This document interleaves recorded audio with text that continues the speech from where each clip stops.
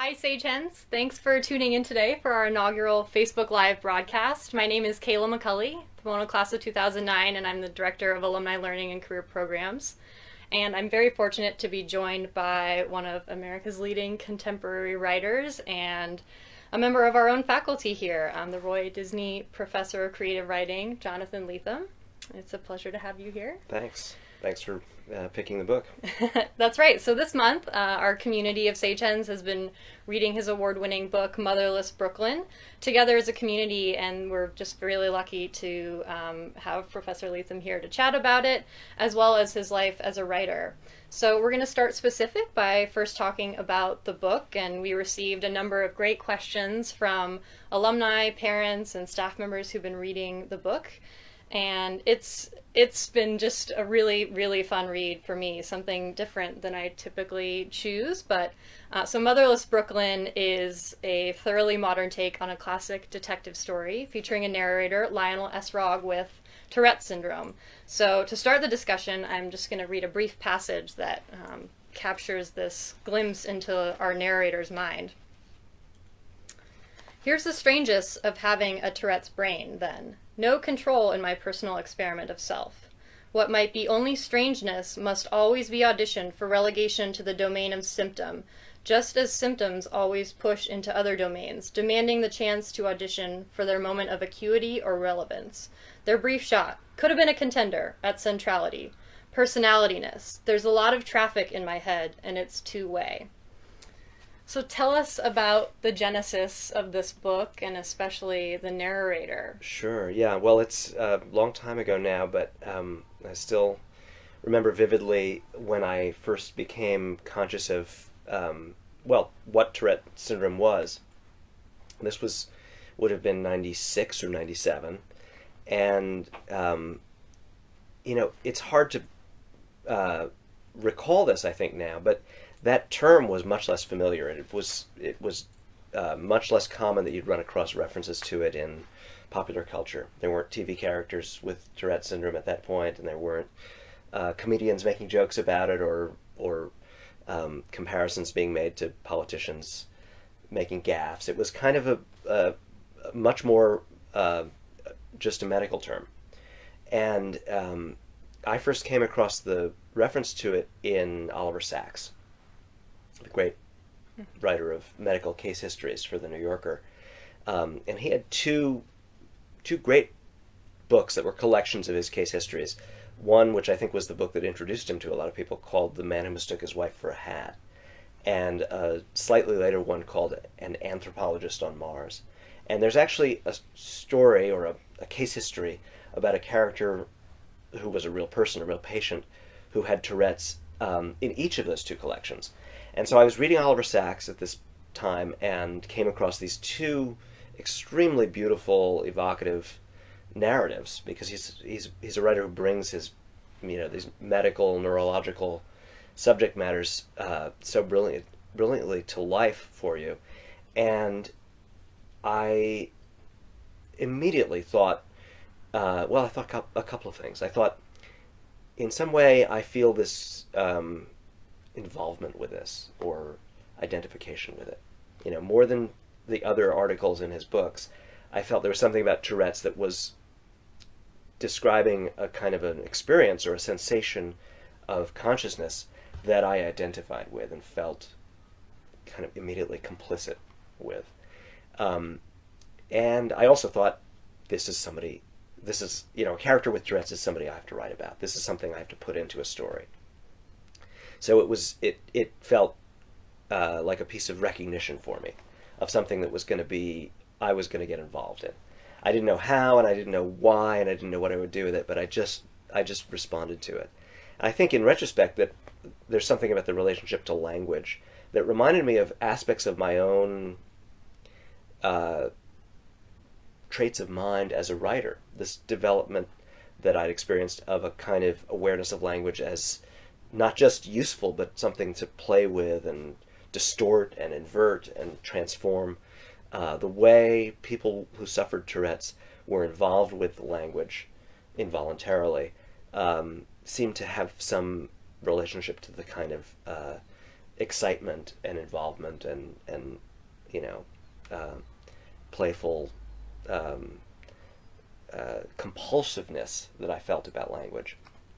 So there it was. I had this idea, and I was very lucky because around the same time there was a very good documentary film released called Twitch and Shout, which portrayed the lives of, I don't know, 6 or 7 different people with Tourette's. So then I also had this very visceral, you know, experience of seeing people on screen behaving and dealing with it. And the thing I got from the film that wasn't so much a part of the Oliver Sacks articles was what it was like for them to walk through the world of other people, the social challenges, the pressure to find ways to exist in day-to-day reality, you know, in their family life, in a workplace, just walking down the street. And this, again, it seemed so provocative for me in terms of storytelling, you know, to show a character who was dealing with this kind of issue, not just inside their heads, but as a, you know, day-to-day, hour-by-hour problem to solve. You know, this is the stuff of fiction. People who are in the world in some at some strange angle, and it creates narrative. It creates conflict, and you know, it may be very hard for the person who has Tourette's in real life to deal with this. But from the point of view of a storyteller, it was like pure gold. In some respects, it was almost as if you were creating a new language when you're describing and writing his outbursts, and I was laughing out loud in parts of the book, and I can imagine that for you as a writer, those individual choices weren't, you know, they were well thought out, and yeah, making up the tics was a lot of fun, and it was also a lot of work because I had to make sure they were always, you know, serving a lot of purposes at once. They couldn't just be amusing or strange. They had to also be organic to the emotional situation and to the plot that was developing. And, you know, I think eventually by the end of the book I'd hidden a lot of the clues to the mystery in some of the language. Mm-hmm. So it was an extremely exciting book for me to write. It had a lot of velocity and energy in it. You know, I was always very kind of turned on when I was writing the book because the language had so much, it had a kind of kinetic power of its own. But organizing it and grooming it and making sure that the right words were in the right places, that couldn't just be, you know, verbal salad all the time. It had to also all mean something. That was the challenge. And one of our alums was curious to know how this book was received by members of the Tourette's community, whether people who have the syndrome or family members. It's a great question. And, you know, it was something that I was, on the one hand, trepidatious about. I was very concerned that I get it right and that I not upset people. But I also, you know, at a certain level, once I'd done some homework and decided how my approach to it was going to work and began writing the book, I had to put this concern out of mind and just say, okay, for better or worse, this is my conception of it. This is how I'm going to present this. And I'll take that chance. I'll see what happens. The thing I figured out pretty early on, and it was very essential, was that people with Tourette's, in terms of the way they're understood by outsiders, and in terms of the way their families want to help them be understood, you know, it's often, of course, the situation that Tourette's emerges in early adolescence. So it's parents, and very protective parents, who really make up the heart of the kind of Tourette's advocacy community, because what they're doing is fighting to get their kids reasonable medical treatment, but also to help them adjust in schools and not be rejected by their peers. And so the real core of Tourette's advocacy comes from parents of people with Tourette's for the most part. Mm-hmm.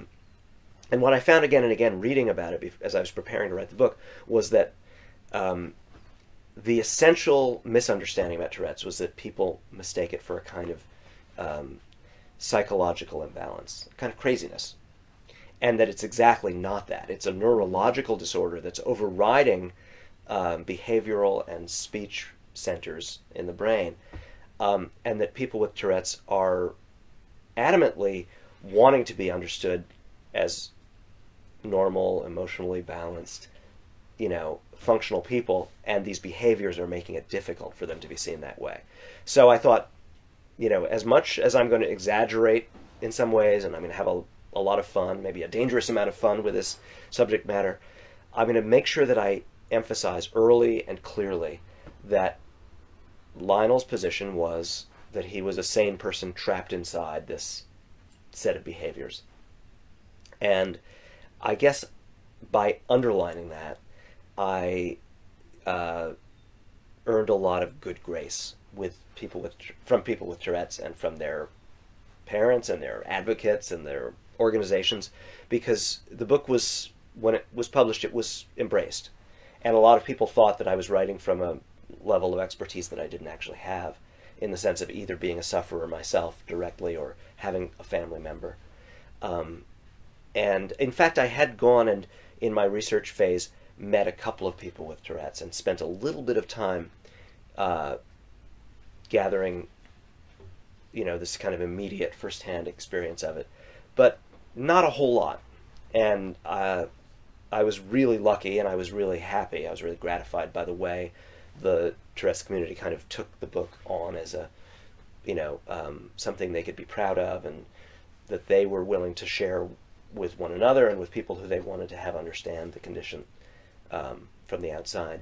And so there was a brief period, in the years following the book coming out, when I was, in a way, swept up into the Tourette's community. I started going to conferences, and I would be invited to speak on panels and so forth. Of course, I was automatically over my head, because everything I knew about it I'd put into the book. It wasn't like I really had more knowledge. So when I would get into those situations where I was at a conference or on a panel with people who had, very eloquent sufferers who'd come of age with Tourette's, I would usually end up mostly in just a listening position, not telling them what was what. But it was like I say, it was an honor and a relief to me that they felt that strongly about the book, that they welcomed me in that way. And one of the passages that I found particularly striking and poignant in light of his recent passing was Lionel's affinity for the music of Prince. Yeah, the lyricism of that part of the book, and really the musicality and the language itself of the book. I know you're a big music buff. When we first met, you were playing a record on your record player in the office. So tell us about the role of music in your writing and your research. Well, it's funny that it became so, it's such a brief part of the book, really. There's like 2 or 3 pages on Prince, but it really was an entryway for me into writing about music, which I hadn't done to that point. I was such a big music fan, and I did then, and I still do, always listen to it while I'm writing. So it feels like it has a strong relationship to my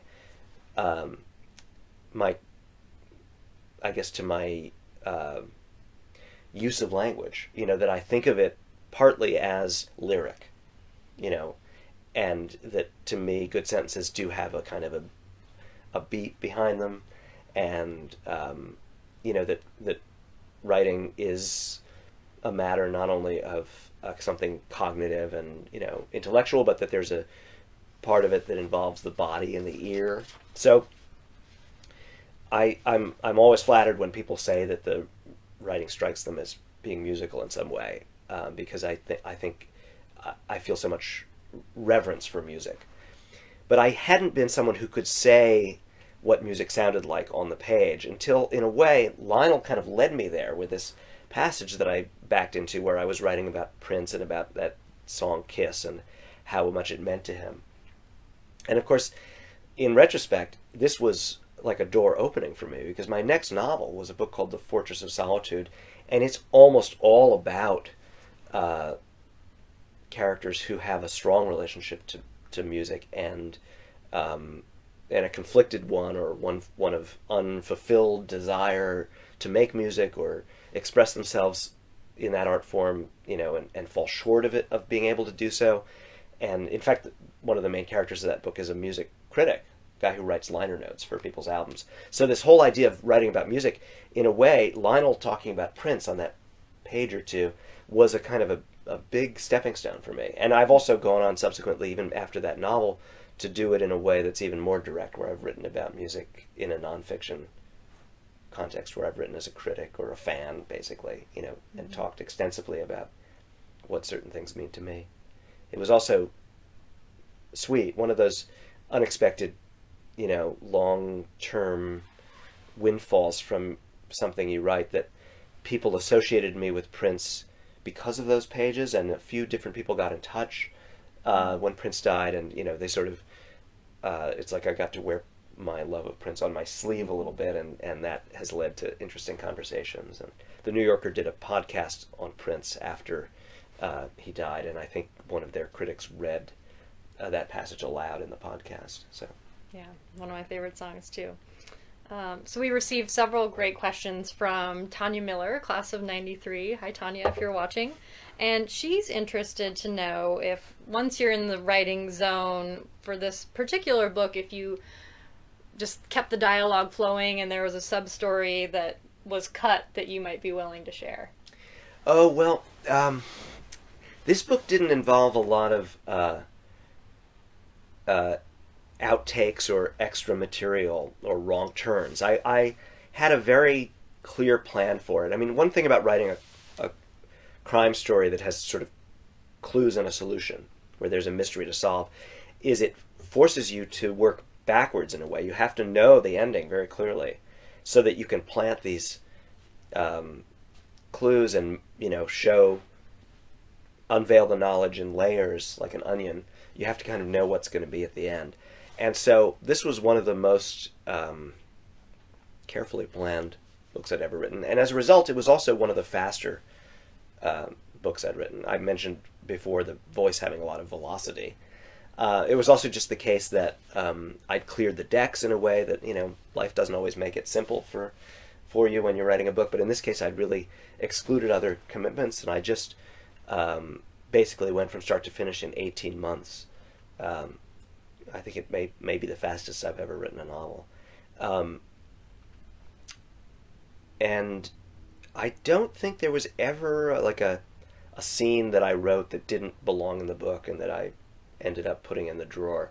I don't do a tremendous lot of that in general. For me, I usually have to feel sort of sure of where I'm placing my foot before I step. And so when I'm in doubt about how a plot develops or how a book is supposed to work, I don't just write for the sake of writing and then figure it out later and cut a lot of stuff. Instead, I kind of stop. I tend to just wait to understand what the next right step would be and just think about it a lot. Mm-hmm. It might resemble inactivity or being blocked, but it doesn't actually feel like writer's block to me at that time. It just feels like I don't know yet what I need to do, and so I'm going to just kind of abide with the project and take long walks and figure it out before I write again. Mm-hmm. So one final question about the book, and then we'll turn to more about you as a writer. Sure. Again, this is from Tanya Miller, and she had a question about the moments in the book where Lionel talks about some of his annoyances of detective novels, and I'm just going to read a couple sentences here. Have you ever felt, in the course of reading a detective novel, a guilty thrill of relief at having a character murdered before he can step onto the page and burden you with his actual existence? Detective stories always have too many characters anyway. And characters mentioned early on but never cited, just lingering off stage, take on an awful, portentous quality. Better to have them gone.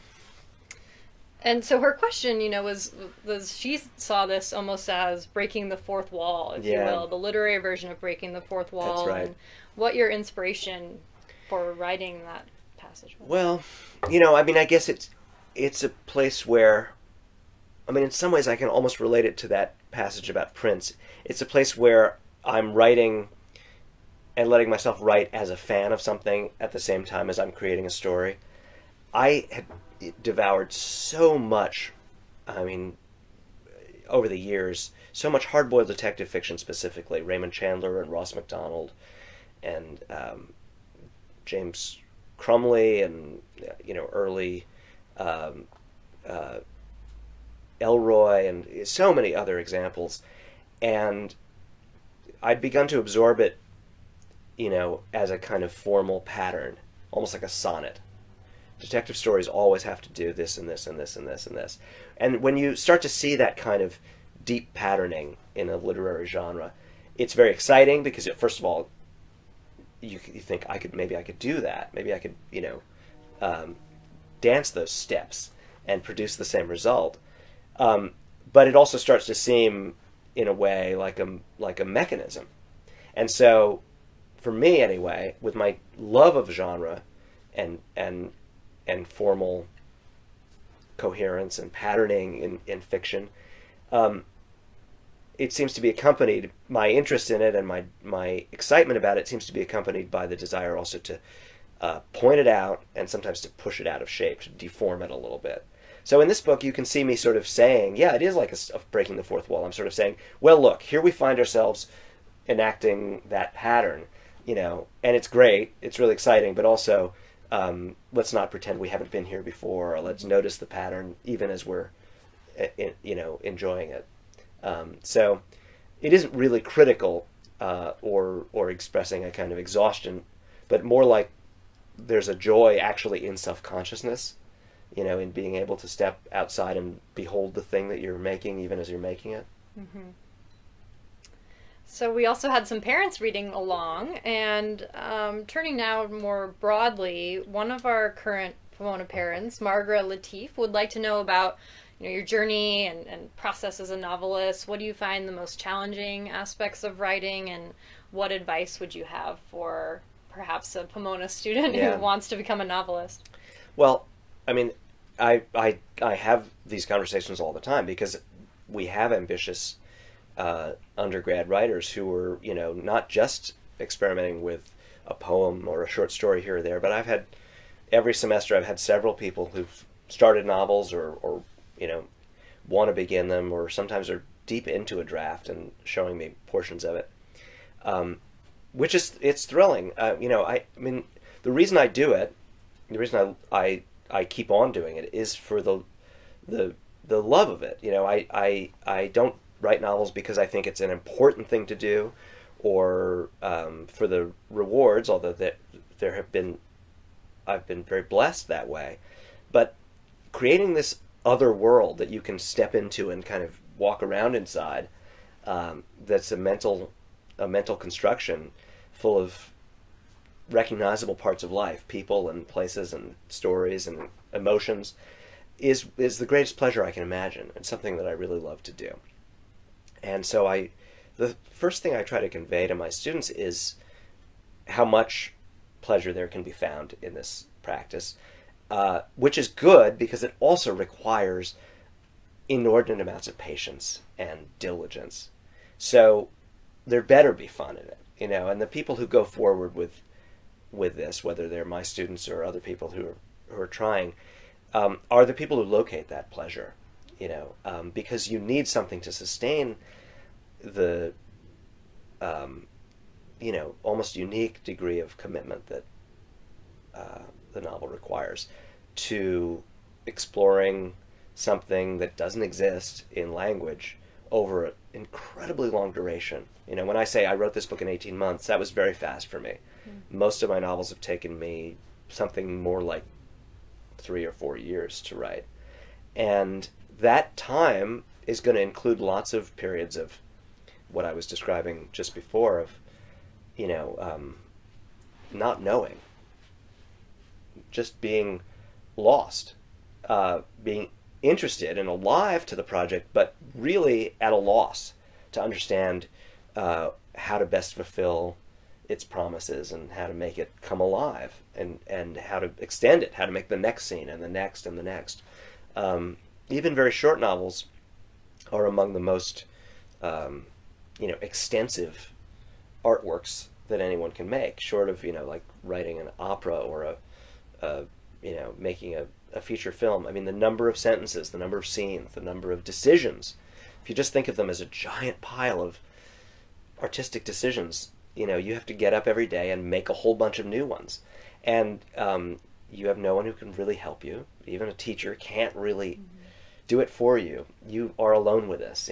Only you know what you had in mind, and you're the only person who's qualified to investigate this world that you've constructed and improve it and build more of it. And so it's lonely work. Not everyone is suited to spend so much time alone with their own fantasies essentially, um, and but it's really a joy as well. Mm-hmm. That's actually a great segue into another question we received from Peter Klasquin, class of 97. How do you, as a professor, balance the seemingly contradictory aims of writing original work, but still make it accessible to a broad audience? Mm. Well, um, I don't, you know, I don't. First of all, I mean, some of my writing is more esoteric or eccentric, and only finds and only deserves a smaller audience than some other things I do. That's fine. That's normal. And sometimes as you become uh, interested in the all the peculiar avenues of that literature affords, you devote yourself to some part of it that is only going to interest a very small number of people who are fans of that sort of thing. But on the whole, I think the novel is a popular art form. It's not, it's not a top 40 song on the radio, and it's not a superhero movie or a HBO TV show. And people tend to exalt it as something very serious and very important, and they can correspondingly become quite intimidated that the role of novelist is some sort of super intellectual thing that you need all kinds of academic training for, but it's not the case. Novels originated as a popular storytelling medium. In fact, they were, when they first emerged, they were subject to snobbish condemnation for not being a highbrow form. Serious writing took place in lyric poetry or in essays. Novels were seen as kind of a middlebrow thing at best. And I still think that novels, on the whole, thrive. The center of the practice of writing novels thrives on a strong relationship to vernacular culture, to the life of the other arts and the popular arts. It's why I think in my age group, you have a lot of writers like me who are strongly engaged with graphic novels and films, pop music, and finding ways to make connections in their writing to those forms, because by its nature, the novel is, connected to life as we know it. It gobbles up, all kinds of other things and presents them. When you find a writer like Dickens, who is sort of like he's like the ultimate novelist, right? His books are full of the street life of London and commercial jingles and the texture of vernacular language, the way people spoke in the upper and middle and lower classes. The novel is meant to engulf all of this stuff. It's not off by itself in some high ivory tower. Mm-hmm. So one final question. We have, of course, our Goodreads group with about 200 sage hens and growing, and Right. They're all eager to know what would you recommend as a next book for their summer reading session to kick off? Well, I'm thinking about like great summer reads, right? It should be something that you can actually have with you on the beach and get lost in and so I don't know if it's too long for you guys, but I am currently immersed in a monster written by a Pomona alum. It's called Sacred Games by Vikram Chandra, who graduated here, I think would have been a class in the 90s, and was a literature student. I don't know if he had I think he was an English major. He left behind anyway a bunch of writings. We have something called the creative writing emphasis here. Probably some of our listeners participated in this themselves. We don't, you can't major in creative writing at Pomona, but you can get a certificate called the creative writing emphasis for having practiced, in either fiction or poetry or personal essay writing, and worked extensively in creative writing while you were here. And Vikram is one of those who left behind in the English Department Library a portfolio of his work while he was here. Anyway, he's a great storyteller, and Sacred Games is, well, like Motherless Brooklyn, it's got a crime story in it, and it's got a detective character in it, but it's set in India, and it's this gigantic, sprawling, well, I just mentioned Dickens, it's like a Dickensian world that you get lost in, with dozens of characters, and you're glad to meet them all. So that might be something for you guys to look at. That's terrific. Pack it along on your Memorial Day weekend bag. So again, if you're not already tuned in, please join us on the Goodreads group, where we'll be sharing faculty recommendations over the summer. We've asked our 8 Wig Award winners to select some of their favorite reads, so keep an eye out for that. And I just want to, again, thank Professor Lethem for contributing this month's book, a really, really great work. If you are just tuning in and haven't yet read it, highly, highly recommend it. It's fantastic. And thanks again, Jonathan. Thank you, guys, and thanks for tuning in. See ya.